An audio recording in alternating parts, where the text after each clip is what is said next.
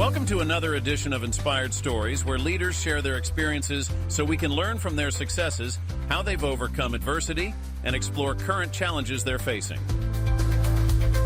Welcome to another edition of the Inspired Stories podcast, where leaders share their experiences so we can learn from their successes and be inspired by how they've overcome adversity.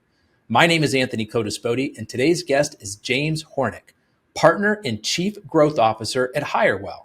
For more than 20 years, they have partnered with growing companies in various industries to help them solve their hiring needs. Their success is attributed to their passionate consultants who bring their rich experience, impressive network of professionals and knowledge in retained search, corporate recruiting, and interim staffing to connect the right talent with the right opportunity. James runs a blog called Talent, Rants, and Sarcasm, where the landing page says, I do two things, talent and sarcasm, and I'm fresh out of talent. So I suspect we may be in for a good laugh on today's show with James.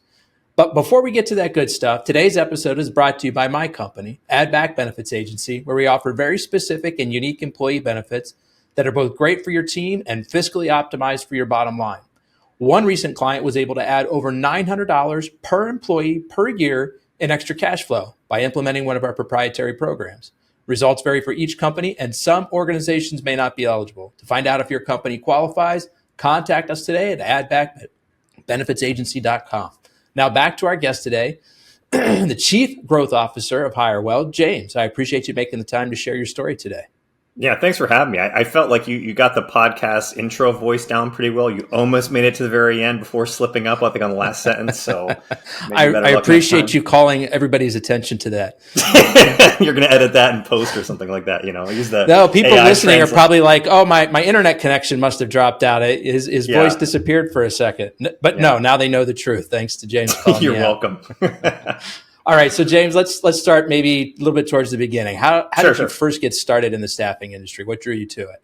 Oh, I needed a job. That's a good reason. I'd be surprised if you've had recruiters on here before. I don't know if you've had them on your podcast. Side note, I don't actually listen to podcasts, and I run two podcasts. So yeah, it's a great thing. I'm assuming you may have had some recruiters on before. Everyone's got a similar. Everyone just fell into it. Like no one chose this profession as they're a child. No one was like, I want to be a recruiter when I grew up. There's always some story. So for me, it was I graduated. I'm going to date myself here. I graduated at the very tail end of as the .com bubble was bursting, and there were still a couple good years left of tech sales. At my first job, early 2000s, I was working in I was working at UUNet, which was part of WorldCom. So I remember those names. Yeah. Well, if you don't remember WorldCom, it's because of Enron. So WorldCom did the same thing Enron did, just slightly smaller. But yeah, it was a massive fraud meltdown, huge telecom conglomerate, because telecom used to be like a thing people sold back in those days. I got out right before it all melted down, but it was still it was crazy. The early it was early 2000s, but you could sell stuff really easily without knowing what the hell you were doing.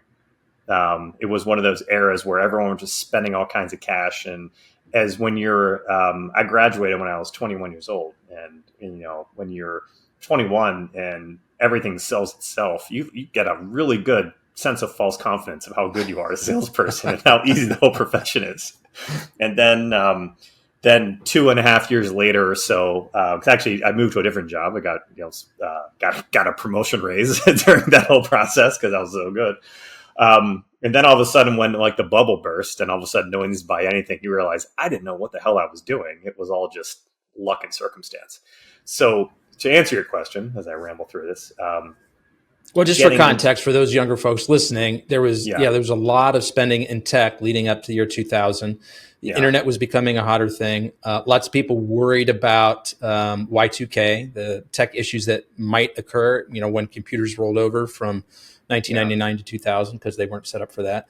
At any rate, lots of big spending. And then right after Y2K, people stopped spending. The .com bubble burst. And so did your bubble burst. I was able to ride that to like 2002. So nice. It kept going pretty well there. So, but yeah, after, 2 or 2.5 or so years, all of a sudden, like the company I was with after that, Akamai, great company still, by the way, they laid off half their sales force. Their whole business was based on making websites at that point in time, making websites deliver faster, because that was the thing. People like, if your website took too long to load, this is how back far we're going. Anyways, I lost that job, and then things got real tough because no one was hiring anything. And if people think that like the current, like the 2020 or the 2023 and current market, all things kind of downturn, not even in the realm or ballpark of how bad the market was like back then. Like the only thing comparable, I think, was like the financial crisis. Like COVID bounced back quickly, so like naturally that was a market where like a lot of people lost their job. Is probably the biggest thing like in 2020, but it was followed immediately by the biggest hiring market. Whereas like this early 2000s, like it took a while for tech specifically to come back. Like there were out of work tech people for people who couldn't get a role for a couple of years. Now I was just a sales guy. So what do? Because I think your original question is how I got into recruiting. Here I am probably talking about this 5 minutes already. That was the main dissatisfaction I had in tech sales, was that like you can sell stuff that just doesn't work. That's still the case now. You can be good at sales or good at what you do, but if you're at a crappy company that has bad software, like you're kind of stuck with that. What I liked about recruiting, aside from the fact that it was easy to get a job in at that point in time because anyone would take a shot at you because they didn't pay much, is that you do your own fulfillment. If you have a client that needs to hire and they need somebody, it's up to you to find someone that's going to fit that. And either you're good at that or you're bad at that. But it really kind of like, there's challenges with like, you can't make people accept but if you're good at what you do, you're good at finding matches. Like over time, you're going to be more successful than people who aren't. So it's very much I knew that once you're experienced at it, once you're good at it, like it's career security, if that makes sense. Mm-hmm. If you know how to find clients, you know how to find the people that they need, you don't have to rely on someone else building a widget that's any good for you to sell it. You know what I mean? So that's kind of why I got into it. But also I kind of fell into it because the economy sucked. It was kind of the job I got. It was you kind of have a supply demand thing where you're controlling a little bit of both sides of it, which is an opportunity and also a challenge, right? Because you've got to sell two different groups. You've got to sell to the employer who's looking for somebody, that convince them that you're the right person to bring them a solution. And then you've got to sell to the contractor, the employee that you're going to bring into that situation. Correct. Yes. So you get in the staffing industry, and how did you find your way to HireWell? Like anyone who's in their first recruiting job, your first recruiting job typically always sucks. I can count on one hand how many people I've worked with or known in recruiting where the first company they went for was awesome. It's a very old school industry where it's a lot of, pound the phone, 100 calls a day, at least was calls back in those days. A lot of micromanagement, a lot of old school sales bullpens. The pay isn't great. It's just, that was my first job. You have to get in somewhere, right? But after a year of like learning how to do it, I knew I was good at it or could be good at it, but I just knew I wasn't in the right place. And that was when I kind of reached out to different contacts and trying to find, like talking to companies and people I know who use recruiters, like who are the good firms you work with, And so the current firm wasn't called HireWell at the time. We rebranded at some point in time, but I had multiple contacts like refer me to people at HireWell, and it was a small firm at the time. It was only 4 people. But, at that point in time, so I just had conversations with Matt, who's the founder and our CEO, and one other gentleman, and kind of hit it off, So it was one of those things where they were looking to grow. They were small, just kind of getting started. Like I said, like when I joined, it was like 4 people when I joined, but I knew I knew it was just the right crowd of people compared to like having the previous year been at the wrong crowd of people. I knew it was worth like taking a swing at. So if that first experience in a staffing firm was so distasteful, so unpleasant, why did you feel like, I could be good at this? This is something I want to continue doing. I mean, it's just because you don't like the people you work with and they're awful doesn't mean like the whole industry sucks. So gotcha. Like, you can recognize like, I think I could do better somewhere else, where I think I know how to feel like I'm smarter than these people. And if I know you what could I'm doing, filter out all the noise, the micromanagement that was going on around you, and the times that you were able to just do your work and focus on that, you were like, I'm good at this. Yeah. I got a knack for it. And I guess that's another thing I'd point out too about the industry. One of the challenges of it is there are a lot of people who I think are so turned off by their first role in recruiting that they never come back to it. And it is kind of heartbreaking to see people that that are smart, that are capable, that I know, like if they were just in that worked with a better crowd, worked at a better organization, that they could have had a good career. But like, there is something to it where like you just have a bad experience and it turns you off to it. And I'm sure it's not just recruiting. It's like, there's a lot of fields like that. You have one job that's so bad, you realize like you want to change your entire career as opposed to like, hey, I just need to work with a different place. So what personality traits do you think make an effective recruiter? I think that I've known a lot of different recruiters that have different traits and been successful. So personality wise, I think it can be all over the map. The ones that I think are universal, like you have to have some level of perseverance and be able to deal with frustration, because especially early, you're not going to be good at it. You have to be okay with being in uncomfortable situations. Like especially when you're getting started, but really at any point, like you're talking to people about like the most important thing one of the three most important things in their lives, like their job, and you're really digging in and you don't do their jobs. You don't know it as well as they do, but you have to be confident that you're asking the right questions and carry yourself in a way where they feel comfortable opening up to you, and they feel comfortable that like, okay, this is someone who I should open up to because they know what they're doing and they're going to help me out. Right now, that being said, the recruiting, especially when you're an agency recruiting externally like I did, like your real client is not a job seeker. Your real client is like a company looking to hire. So you also have to be polished enough and trustworthy enough from like a sales standpoint. So people who are, and here's the thing, I know a lot of, and if there's a knock on the recruitment industry, when I was talking about my first firm a lot, but there's a lot of recruiters out there who aren't trustworthy, that are kind of slimy. So I'm not sweeping that under the rug, but I think the people who can be great at it are ones who are good listeners. They're empathetic. They can deal with frustration. They know how to take requirements from a client and find a good match.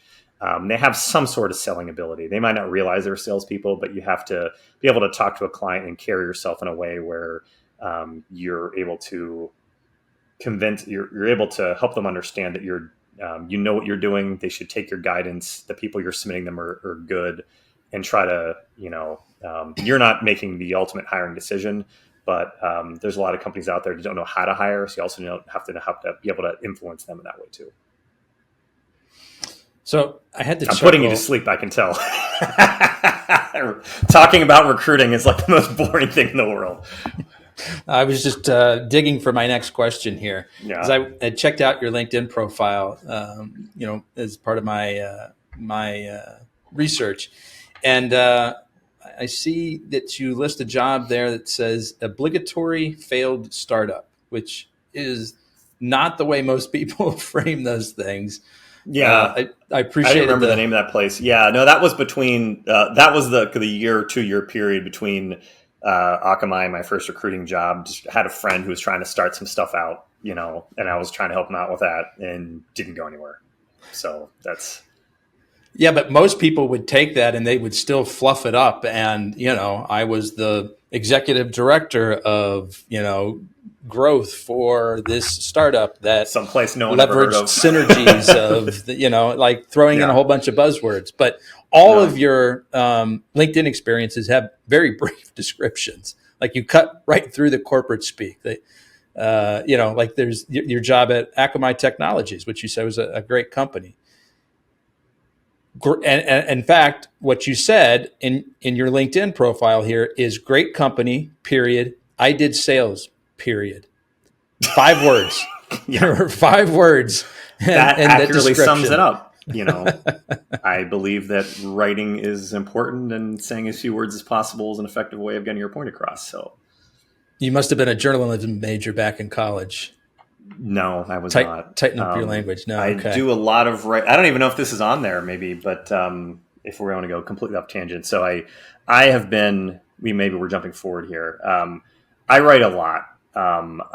It's one of our biggest drivers, if we want to fast forward 15, 20 years, has been how we've used content to really kind of elevate our profile and articulate what it is we do and attract talent, these other kind of things.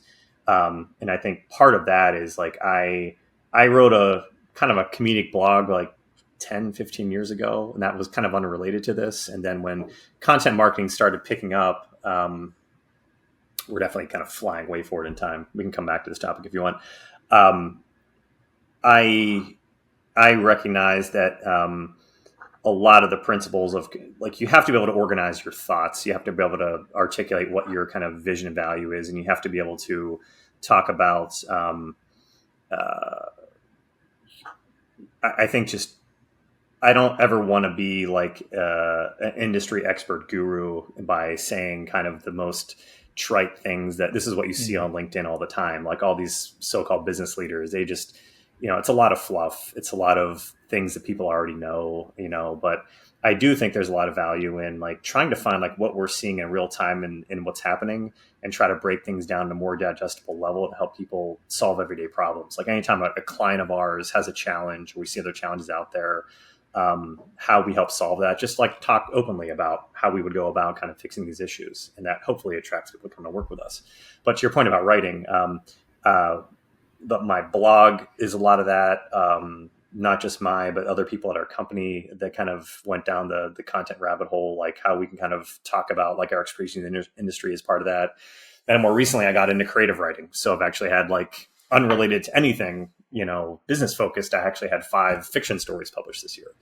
So I believe pretty strongly in the power and need to be able to use the written word to develop the spoken word, to flush out your thoughts, to kind of become, better articulating not just your message for yourself, your company, but then talking here on this podcast. I wouldn't be able to talk about anything you want to talk about if I didn't already have it organized in my mind because I wrote it down at some point in time. So writing is a way for you to process and organize your thoughts, and then that allows you to speak more clearly about it when you get the chance. Correct. And also helps you point out like what you missed. I think a lot of stuff you see when people have half-baked ideas, it's because they never went through that process of organizing stuff to realize where the gaps were. So anyways. And so you said content's been a big driver for HireWell. So yeah. The content goes up on the HireWell blog and it's good for SEO, or how else are you guys using that content? Going back in time, because I can tell I realized kind of went over this quickly, but like the whole story with content was in 2015, we launched our marketing recruiting practice because at that point in time, like digital marketing became like a really big thing all of a sudden overnight. So all your social media SEO, like a lot of these kind of functions, content, and everything else, they existed, but they were very much like agencies did it and maybe native web firms did it. But like your brick and mortar shops weren't doing anything digital. But then all of a sudden overnight they did. All of a sudden, like every company started building these teams out. And so like I had a meeting with a real estate company. I need to hire 30 digital marketers. And they're like, and the thing is, at this point in time, I didn't even know if there were any firms that did marketing recruiting. Not that I knew of, right? It wasn't big enough, to be like a market. That's surprising. It would have been minimal because there wasn't that much hiring. If they did it, it's because they did other things too, and they can also help you with your marketing hire, not because like they specialized in it. But then we saw, we had a client that needed to hire 30 people, and we're like, sure, we can do that. And no, we hadn't done that, but we helped them hire 30 people. Like you figured it out pretty quick. And then we had 3 or 4 other clients within 18 months that were doing similar build outs, right? Now, fast forwarding to why we're doing it, after placing a few hundred digital marketers and marketing leaders doing all these newfangled things that brick and mortar traditional firms didn't do before. I'm like, why aren't we doing this? Mm-hmm. Like if everyone else is figuring this out, like why aren't we? And then we hired a digital strategist, which was just okay. But then we realized I was speaking so we started like blogging and doing kind of the basic stuff. No one really blogs. It was like, you write something, it gets like 50 views or something. Nobody cares. I got asked to speak at a American Marketing Association conference for job speakers. And this is like a small 50 to 60 person event. And they're like, hey, can you help promote it? And I'm like, sure. So this is like right when LinkedIn started doing video because they didn't do video so I just like pick up my phone, do a selfie, and that, just talk about the event for 30 seconds. And that got like 10,000 views. Wow. And then I realized, okay, we need to throw the entire playbook out. Like we need to go down the Gary V rabbit hole of let's like do long form. We're doing what we're doing right now. Like do a podcast, record it, cut the clips out, but which then took us further down the path of, okay, what are we going to talk about? Like, what insights do we have? So now we actually have a meeting every other week where we talk about just internally in an organization, okay, what are our clients struggling with? What are the new trends we're seeing? Why aren't hires happening? Whatever. Just anytime someone asks you a question they don't know the answer to, whatever that answer is probably something other people don't know. How do we turn that into something we want to address? So that's kind of where we went. And the thing is, I can talk about content so I'm blue in the face, but this is not what we sell to other people. This is just kind of how we've managed to run and grow our business. And when we doubled in size between years 2000 between 2020 and 2022, 60% of the people we hired heard of us because they saw our LinkedIn content. It was all like inbound. So that because in a services-based organization, the more people you have, the more revenue you can make. So it's a directly attributable, billable hours, that kind of thing, or whatever your model is. But like, that's what really fueled our growth, is being able to attract people to work with us, just because we talk about things people want to hear about, and no one else in our industry really does that. So is it equally helpful on hiring the employees as well as attracting your core clients, the employers? Or yes. Is it? That was the thing is, I guess I skipped over that too. Originally, I thought we're going to do a bunch of content. We're going to get a ton of inbound traffic. Now we do get inbound traffic from it, but the two bigger things were, one, being able to attract employees, but two, staying in touch with existing people I already know without having to do one-to-one outreach every single time. Like last year, I got an old contact who I hadn't talked to in 10 years. Reached back out to me and said, "Hey, I've been following everything you're doing, and we have to hire here. Can you help me out?"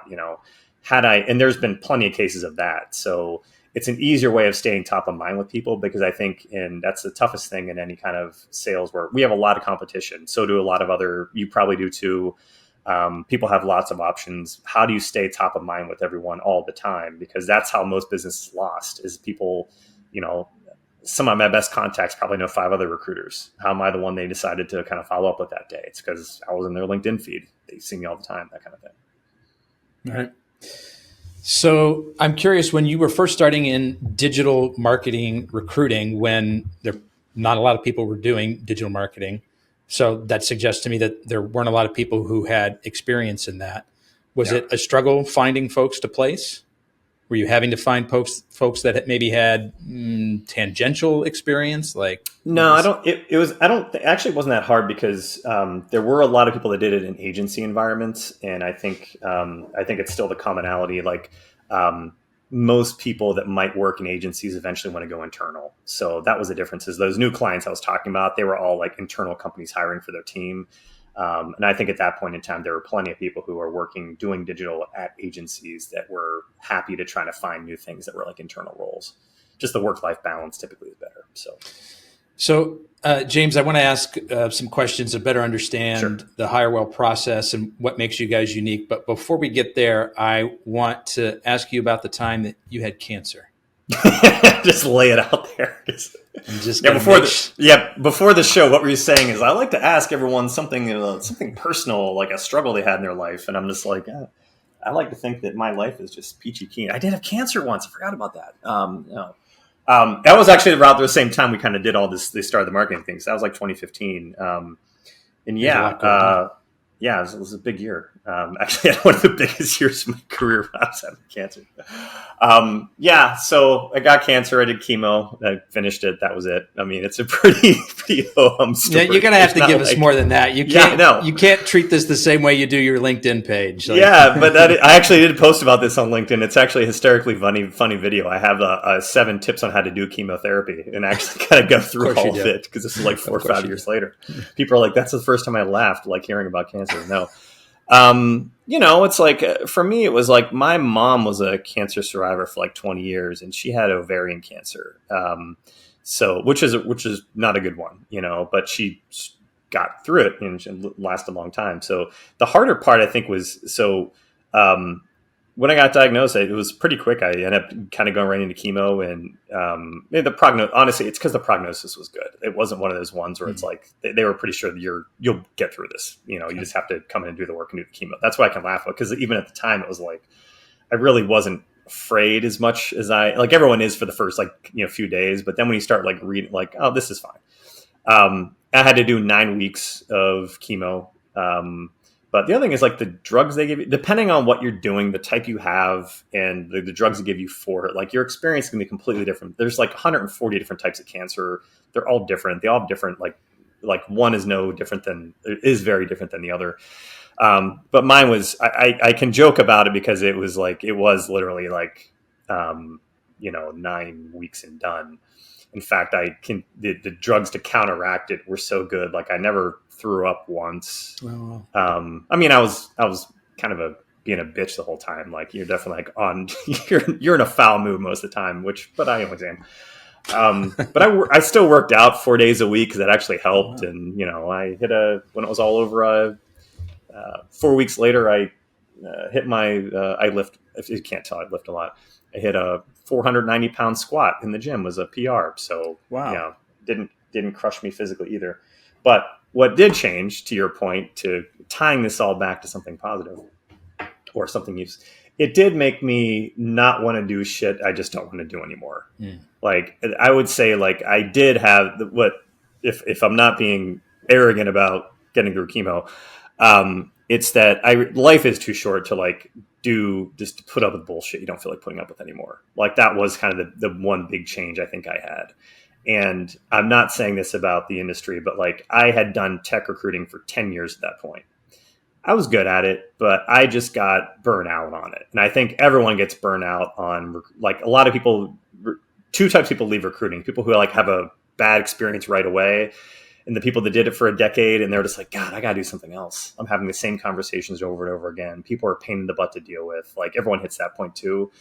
And for me, it was getting into a different field of it. So love tech people. They can be difficult to work with.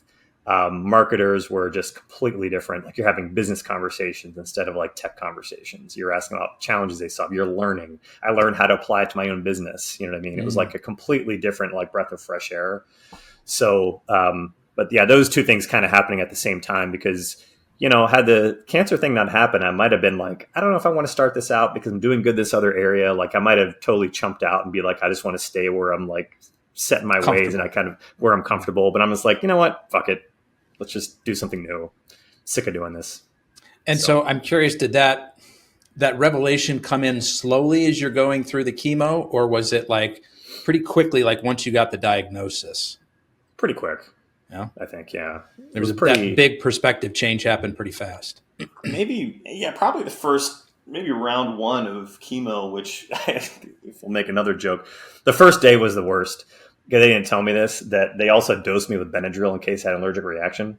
So I came out of that first day being oh shit, I got to do 9 weeks of this. And then I realized the next day, no, that foggy, unable to comprehend what was going on, out of it feeling, that was actually just the Benadryl. And it was a high dose.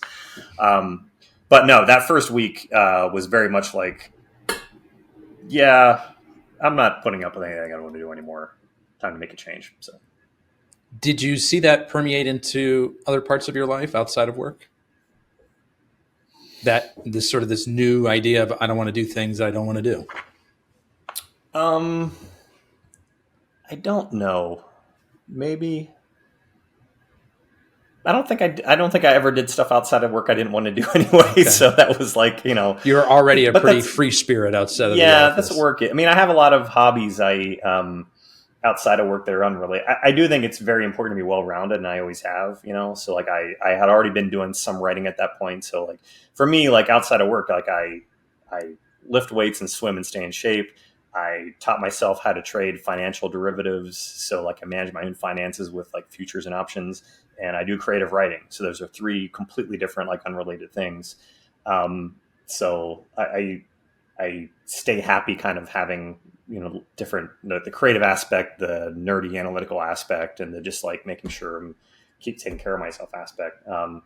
But for me, that's, I think outside of friends and family, those are the things I do that I get excited for. That's my life. And I don't think I ever got in a trap where outside of work, I was ever doing shit I didn't want to do. So fair enough. Okay. Yeah. Let's transition back to talking about what makes the HireWell process different from competitors.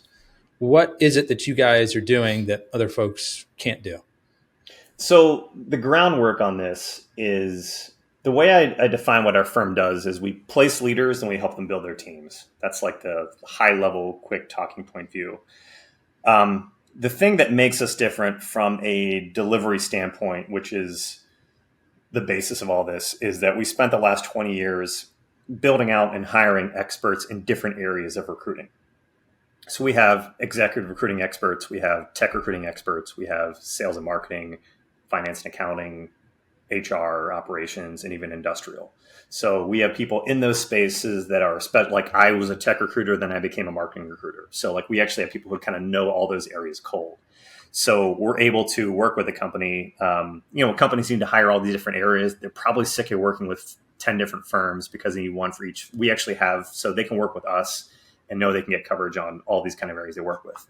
But the thing beyond that we do that's different, we can do executive recruiting, we can do any individual search we need to do, we can do find contractors, but it's really our solutioning. We can do RPO style recruitment process or outsourcing style projects, whether they're short-term, long-term. If a company comes to us and they need to make 50 hires, 100 hires, 10 hires, whatever it is, we can do a custom built to fit solution for them that will ensure they get the people they need on time, just make sure it's in a budget that's going to make sense. It's accounting for that kind of extra volume, where they have one centralized person kind of managing all this for them, who then manages our team internally. That's the big difference. There's I don't want to say the word, there's very few firms that do that type of work at that type of scale, especially in I'd say we operate mostly kind of mid markets. Most recruiting firms have one or two specialty areas. They do search and they do contracting, one or the other, but the solutioning aspect and the volume aspect and our ability to handle that, especially across different competency areas, is probably the biggest differentiator we have.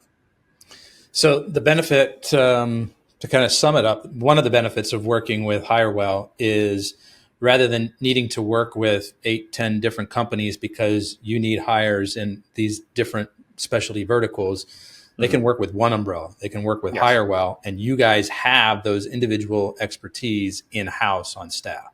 Correct. And we can also price in a way that makes, because the traditional model that every HR person knows about, I can either pay through the nose for individual searches through an agency, or I can hire an internal talent acquisition person. But there's all this space in between where we can play, where we can scale up and down faster than one internal recruiter can do, and we can reduce the recruiting expensive. Like if you're trying to hire each position on a one-off cost, we can volume package it in a way where it's going to save you money versus that type of solution. That's and every one of these things is going to depend on what our clients' needs are, how many hires, what time frame they need them in, whatever. But we're willing to kind of take on that type of work and figure it out and make sure it's a better fit for our client than either the other opposing traditional solutions. So would you traditionally apply a different pricing model if somebody is hiring one person versus we need help hiring for the next 6 months? Because you can basically place somebody on their staff for 6 months, and that's sort of a different model than... Yes. Anytime you're talking volume, it's always cost because, it's always price to fit, and it's always going to be more advantageous for them to do it that way. James, how would you describe your ideal client, whether it's, geography, industry, employee size, revenue size? They have money and they need to hire? No. They got a pulse, they got a bank account. Yeah, exactly. No, I would say that ideal client for us, and I want to kind of lay this out there. We're nationwide. Half our employees at this point are remote. During the pandemic, we went kind of all in on, kind of remote work. It's helped us kind of scale, helped us attract great people. There's a lot of locations of the country where there's great recruiters, but not necessarily great firms to work for. But I say the Chicago thing is important because Chicago has the most diverse business community by industry in the entire country. Yeah. So we have experience working with SaaS startups and marketing agencies and nonprofits and banks and manufacturing firms, you name it, we have worked with them because being Chicago based, all these different insurance companies and pharma companies, they all exist here. So we have good success stories in most industries that are out there. I would say our ideal client is a place though where we're dealing with founders or forward thinking hiring managers or HR people that want a true partner that can help build them a solution. Now, a lot of times it's a lot of mid markets. It could be a lot of SaaS or software startups like Series A, Series B, Series C, tons of those type of places. A lot of marketing agencies, or just any place that is. I like working with clients where people like working there. Not every company falls into that bucket, so I like making working with happy people. I like working with the happy people that like working with us, I guess is kind of the easy way of saying it. So, but yeah, I think the challenge that we have from a sales standpoint is like, I can be kind of really open about this. Recruiting is all about knowing how to recruit a skill set. Do you know how to recruit an accountant? Do you know how to recruit a marketer? What industry they come, but buyers usually think of things in terms of their industry. Like I need someone who knows how to recruit in my industry specifically. But like part of recruiting a recruiter is understanding what industry they work in, why that's applicable to what they're doing. So, but our challenge and our business challenge, and one of the things we've gotten better and better at is phrasing things in a client's terms. They feel comfortable that we know their industry cold, even though it really is more about the skill set from a realistic standpoint. Like if you know how to recruit a certain skill set, like the industry is kind of secondary. Gotcha. So, Mr. Chief Growth Officer, where do you see the company growing? Where do you guys take this? It's a good question.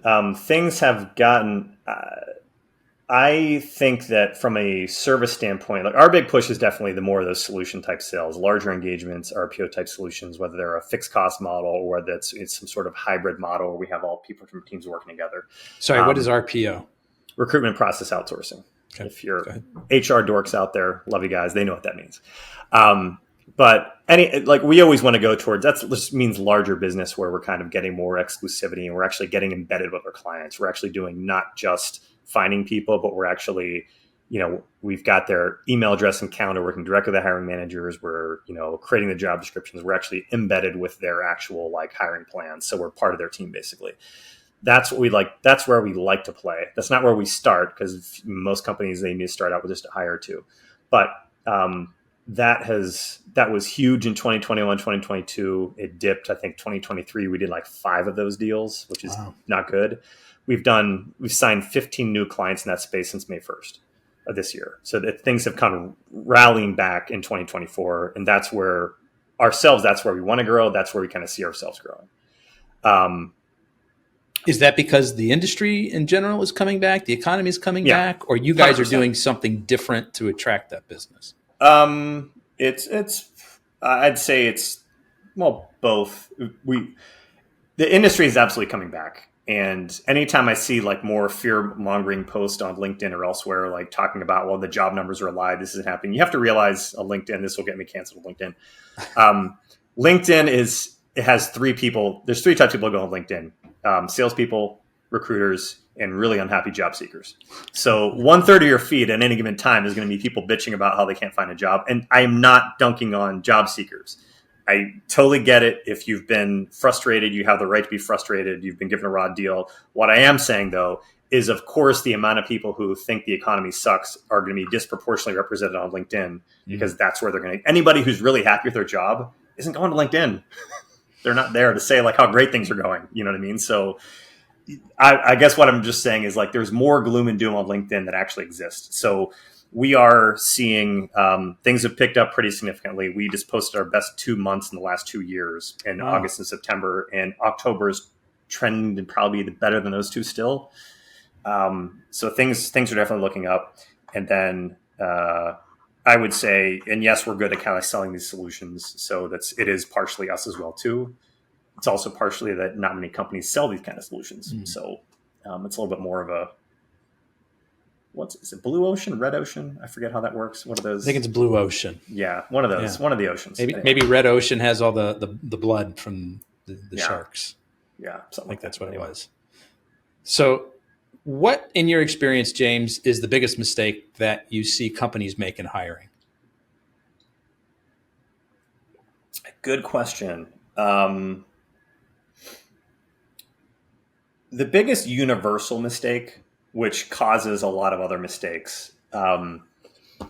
Companies just assume everyone wants to work there. And just by having a job opening that they're doing everyone a favor, and they just believe that everyone's going to see that we're the best company. Because if you're a founder, if you're an executive or whatever at a company, and this is not slagging on these companies, by it, you're probably super excited about what you do, you're super proud of what you do, and you think you're the best at what you do, and you should, absolutely should.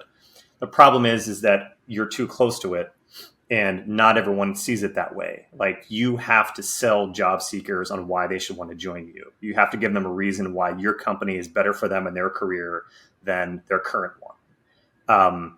And companies spend a lot of time bragging about themselves, saying, we've made this list, we're going to change the world. That's great. But what are you doing for that? Like, that's not selling a job seeker to work there. That's just selling maybe why you're a good company, why you should go public, why you're going to do well. But like, recognizing that there's a difference between that, one, you need to phrase things in job seekers' terms, but two, that like you have to sell people to kind of want to join you. And from there stems a lot of these. That's where your bad interview process comes from. Companies think that it's like, they don't realize that you have to be upfront with job seekers about like how many steps are there, then actually follow through on that. Like, they think that it's okay if we don't get back, or if we're figuring it out as we go, because we're so good of a company that they're still going to want to work here. It's not the case. Everyone who's been through a train wreck of an interview process, that's a red flag. People aren't going to want to work there. So that stems from that. There's I would say most problems stem from, and again, I don't want to say this in a way to be rude, but there's a inherent kind of like internal arrogance that is sometimes like, we are so good, everyone's going to see it. We're good. Just post a job. We'll be fine. Never going to want to work here. But the reality is you still have to communicate that to somebody who has no idea who you are. Exactly. Most people will have no idea who you are. They'll have no idea why you're a good company to work. These might be great companies to work for, but if you don't make that clear and put it in their own terms and provide them with a positive experience in the interview process and follow up with them appropriately, and if your hiring managers and internal recruiters or external recruiters, they aren't on the same page, they're not all telling the same story, they're not all like giving those same point. If it feels disjointed and everyone's telling you something different as you're a job seeker, that's a big turnoff. And it takes a lot of intentionality to get that stuff right. So in your experience, James, what are the biggest reasons that employees leave a job? Sucks. The job itself, the pay, the benefits, the boss, the direct manager? Everyone's got a different opinion on this. I think that it comes down to the bad days outnumber the good days. I've said this a lot about why I've stayed 20 years at HireWell is because recruiting can be a frustrating job inherently. Like, you're going to get beaten up because just dealing with people all day and you're dealing with something that's fun. But the last thing I want to do is like add a level of frustration. I don't want to add to that, as a manager, And I do think it's kind of the same thing too, where there's people who are in environments where negativity is allowed to breed and pessimism is allowed to breed. And especially at the management level, when people aren't kind, they aren't nice, they aren't polite. Because I'm sure whatever the job is it's work. It's not easy. You're not doing it 'cause it's fun. But when we've got jerks you're working with on top of that, I think that's the biggest reason. Pay can be a big one too. If people are getting underpaid, but I think if people are at average pay, I think everyone can always find more money somewhere else. But if they like where they're working, they like who they're working with, it makes they can 5 o'clock comes and they're in a good place positively all day. Like, people typically don't leave those jobs. They don't start looking until they're fearful their job's going to go away, or they're just tired of working with dickheads all day. So what would you say what's the biggest piece of advice you could give to an employer to help retain folks that they want to keep? Don't be jerks. Don't be jerks. I think that, I don't know if surveys are the best way, but I think that, you have to understand, this is where like high EQ and empathy kind of come into it. You have to be able to step outside yourself and understand like what the work experience is for other people at the firm, and proactively course correct if you think things are going wrong. So you have to, whether this is one-on-one conversations, being a good listener and kind of understanding where people might not be happy in the organization, whether it is doing surveys, you know what I mean, and kind of understanding whether it's 360 surveys or whatever, and understanding kind of what the sentiment is. But proactively making changes for the better. But similarly, if your company is going through a hard time, because I think this is another thing that gets lost on LinkedIn, especially like in the 2023 downturn. When companies are struggling, they're struggling financially. They're just trying to hold on, to where they are. Like, you can't fault them for companies about to go out of business. You can't fault them for doing layoffs, like it's either do layoffs or you're out of business, right? That gets lost sometimes. But I do think that being open and transparent about the hard times you're going through, people are more likely to respond, help you come up with solutions, or respond to things maybe not going their way if they didn't get the raise they thought they were going to get, or if they have to tighten the budget and you're not able to make the spend they have, or whatever it is. It's kind of like getting people kind of upset. If it's being caused by economic challenges or any other challenge you're having, just being transparent about those. Because I think that we saw a tremendous amount of companies handling the bad stuff badly last year, and that turned people off to those companies permanently. So, yeah, I had a guest on recently who had a theory that maybe this time around, companies that don't need all of their employees because their businesses have contracted a bit, or maybe holding on to them a little bit longer than they would have in the past, just because they've seen how difficult it is to then go back and hire and find, good folks again once things pick back up. I'm curious if you would have any insight or if you've seen anything similar to that. It's hard to say because it's subjective. I'm sure that's happening to an extent. I feel like a lot of companies cut too deep, honestly. It also kind of depends on what they do. So there's a few things happening. Like the recruitment space, what's different, I'm talking internal recruiters now, not like my area, but people who work internally at companies. It's the only job that is staying in maintenance mode. If your company's in maintenance mode and you're a software engineer, or salesperson, or whatever, like your job's safe as long as they're making money. If the company's in maintenance mode, they're not growing. You're a recruiter. You need growth. If there's not turnover happening or growth happening, like that's inherently a bad place to be in for a recruiter. It's a very volatile skill set, unfortunately, if you're an internal recruiter. A lot of recruiters, they were cut very deep. Part of the reason why our solutions business is picking up right now is because everyone already laid off all their internal recruiters. Okay. So if a company used to have 10 internal recruiters now has 2, and all of a sudden their hiring plans tripled, like they don't have the people they need to do that. So that's why we're getting a lot of business there. Other aspects, I wouldn't know. I would have a hard time saying across the industry that I would say it's more the norm, even outside of recruitment.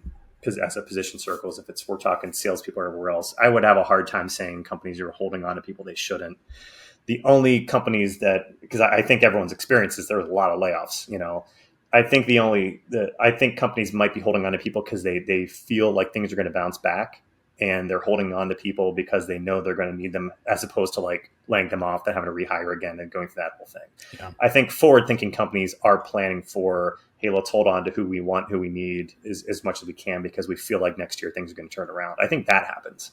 And I think the companies doing that don't get the credit they deserve, but I couldn't put a number on it. I know some companies do, but if you were going to tell me like if that's a rampant widespread thing, I wouldn't know either way. So the interesting thing that I heard you say is the fact that your solutions side of the business is picking up. Mm-hmm. Is probably a good indicator that the economy is coming back, right? Like a lot of companies, they cut the recruiting staff because things really slowed down. Like, we don't need this many people, helping us find new folks. And then very quickly, wait, we need a lot of help. And so they're coming to you because they can't get those folks on their own. Correct. I'm curious what the timeline is that you've seen this. I know it's 2024, but is it like in the last 3 months, last 2 months since the Fed raised the rates? Is that picked up? The uptick probably started like May 1st, I would say, where we started selling solutions. So over the summer, it intensified we started seeing a little bit of it May, June, and July, but things really exploded in August, September, and now. Do you think it has anything to do with the Fed rates? I mean, August people were pretty confident that the rates were going to go up at least a quarter, maybe a half point. Hard to say. Yeah. Well, so yes and no. So the no is that I don't think that hiring a lot of times is driven by funding, whether it's VC funding or private equity deals or something like that. Like companies have a new initiative, they need to hire for it. I don't think that's really upticked that much yet. I don't think a half a point cut into rates, like in the VC space, everyone's like, all right, take our money out of T-bills and like throw it into it wasn't a dramatic enough cut for that to happen. But I do think there's a lot of companies out there that had money on the sideline, projects on hold that were just waiting to see, okay, is this real? Is this going to happen before we kind of go back to like, okay, it's time to start growing again. I also think that part of it too that gets overlooked is companies have to start growing again. Like every company either have you're publicly traded, you have investors, or you have a founder-owned business. And literally no one wants to say, hey, next year we're going to do the exact same thing we did this year. Like at some point, like it's, we've had 18 months to 24 months of like stagnant or contraction. At some point, everyone's like, got to do it now. Like can't wait anymore. It's time to go back. I do think there's a certain, like, it's not really herd mentality, but there's enough companies that are finally like, all right, time to stop making excuses. We just got to get back to trying to grow the business. Tired of sitting on our hands. We got to get tired of sitting on our hands. And I think a lot of it is just that. Like you can't go on contracting or staying stagnant long enough. At some point, there's enough people that just decided it's time to start moving again. And I do think the Fed rate was maybe the indicator that okay, now's the time. But I don't think the half point rate by itself was like, oh, things are totally different now. So interesting perspective. James, any specific books or mentors that have been helpful for you? Books or mentors? I really like. Well, I would say we're podcasts, but you've already said you don't listen to any podcasts. I don't listen to podcasts. I don't even listen to my podcast. So, like, you probably won't even watch this one. Tell me how this went because I'll watch the clip you sent me to share on social media afterward. But that's about it. From a business standpoint, I really liked. There was a book called Range. I got to find out who wrote that. If you give me a second, I can probably pull that up real quick. It was really interesting. So it's called Range, Why Generalists Triumph in a Specialized World by David Epstein. It's a great read because I do believe that he relates it. There's a lot of good, relates it to music, relates it to sports, relates to lots of other areas, but it's really kind of ended up being about business where there's such this focus in our society on we need to hire the best specialists for anything. But if you need to get like a bunch of tasks done, you're trying to grow a company, you need people who know how to do a lot of different things. And the more of a broad-based background you have, the better you are able to solve new problems you've never seen before.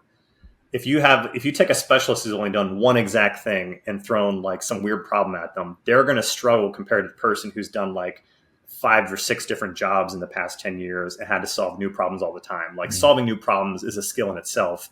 And people who are more generalized are better at doing that. And it's a great book too, because he relates it to sports. I don't have kids, but maybe you have kids. I don't know. And like how sports have changed since you and I were young, where like you play a bunch of sports. Now there's all these traveling and team sports. It points out all these different like athletes who are like at the top of their game that, was it Patrick Rafter? I think it was. Didn't start playing tennis until he was like 18 or something. You know what I mean? Like there's a lot of people who became the best in their field without it was Tiger Woods broke everyone's brain because Tiger Woods was playing golf when he was 3. Everyone's like, this is how you have to do it. You got to get your kids started early. Meanwhile, there's like a million other athletes just as successful or close that they just play a lot of sports and they're just better than you. That's why they're good at what they do. But it's the same type of great book. Read it, easy read, great audiobook because of all the examples. But listen to Range; it'll change your perspective on like how you should hire, how you should position your own career, and just like being good at a lot of stuff. No, we definitely hear. I've got 2 boys, 8 and 10, and I hear a lot of parents talk about. Yeah, they want, some want to get their kids hyper-focused on a particular sport because they've shown an aptitude for it. They want to see what they're capable of. There are other parents who are like, no, let them go out and have fun. Like, this isn't the time to burn them out on a single sport. Like, let them enjoy it. And the cross-training from one sport to another is actually good physically for your body. You're working your muscles and your joints in different ways, less likely to get an injury. So the theory goes. Yeah. Anyways, James, I got one more question for you, but before I ask it, I want to do two things. For those listening, if you like today's content, please hit the like, share, or subscribe button on your favorite podcast app. James, I also want to let people know the best way to get in touch with you. What would that be? You can reach out to me. My LinkedIn, easy to find. What is my LinkedIn address? I'm James Hornick on LinkedIn. But yeah, it's linked. It's just James Hornick James Hornick after the URL. Yep. So easy to find on LinkedIn. Also on Twitter, although I don't use it as much. I'm also just James Hornick on Twitter. You can find me there.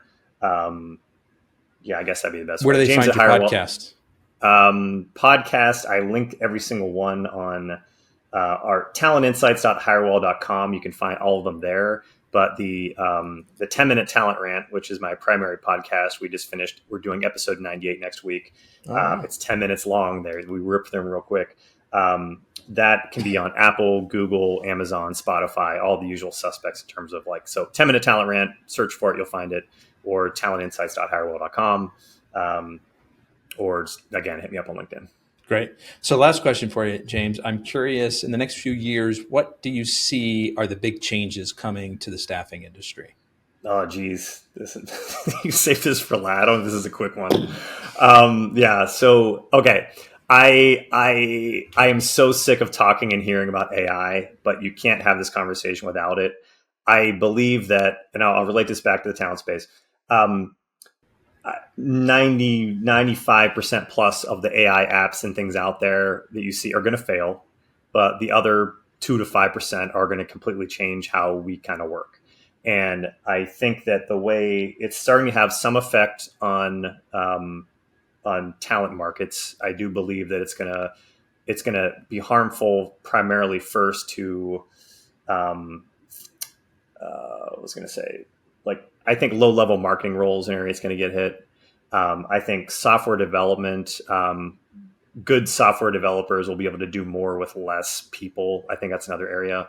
So I do think I think these things are going to evolve over time. I think we're at the early stages of what these things will do. I think a lot of the hype is still overdone, and I get sick of hearing about it. From a recruitment perspective, I think what is interesting is that it will enable companies to use lower level recruitment resources and better train, manage, and source pipelines. Meaning, if I've got some, especially if you're remote, we're in this weird remote world where it's hard to kind of oversee people. You don't really know what anyone's doing on any given basis. But if you have an AI-based tool that, like this video thing that we're on right now, gives you a transcription, it gives you a summary of what the discussion was. If it can kick off keywords of sentiment in terms of what went well in the conversation with the person you're recruiting, what didn't, where you as the recruiter did your job, didn't do your job, what you forgot, what you missed, where there's certain keywords are going to match up with what the job things are, what other jobs you're working on that could actually fit this person. There's a lot that AI can do to help enhance how recruiters can match people, also how recruitment companies or recruitment talent managers internally can better train their teams and understand because even in the in-office world, it was really difficult to know where maybe if you're on my team, if you just completely booted a conversation or did everything the wrong way, how would I really know that unless I ever heard you? So I do think there's a lot of gains that can be made there. I think we're not near that yet. I think a lot of the call recording technology and transcription, that stuff's there.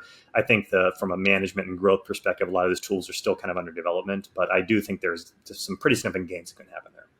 So can I assume that you're using one of those recording platforms? Probably connects into Zoom. Are you using any other? Honestly, not yet. Oh, no?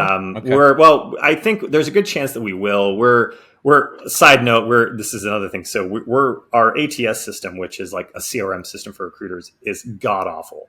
And we're probably going to be migrating to a new one soon. But our biggest problem with our current one is it doesn't integrate with any of these tools very well. So we've been a bit hamstrung in our ability to kind of adopt a lot of the latest stuff because it just doesn't integrate with our tech stack. But I am there is a definite plan to start kind of going down that rabbit hole and doing these things once we're in a better place, hopefully early next year. But I've trialed and demoed a lot of them. And the other thing I will say too is it can be disruptive. I do think disruptive to people's individual workflows. And when you're talking recruiting firms, and as I started out, when we started this conversation, a lot of these old school recruiting firms, changing how they do things is not something they enjoy doing.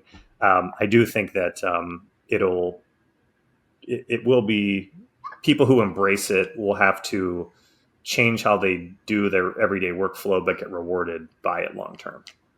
So, James, I want to be the first one to thank you for sharing both your time and your story with us today. I really appreciate it. All right. Hope I didn't talk too much. Make it longer than it had to be. We'll edit it out if we decide that after the fact. Folks, that's a wrap on another episode of the Inspired Stories podcast. Thanks for learning with us today.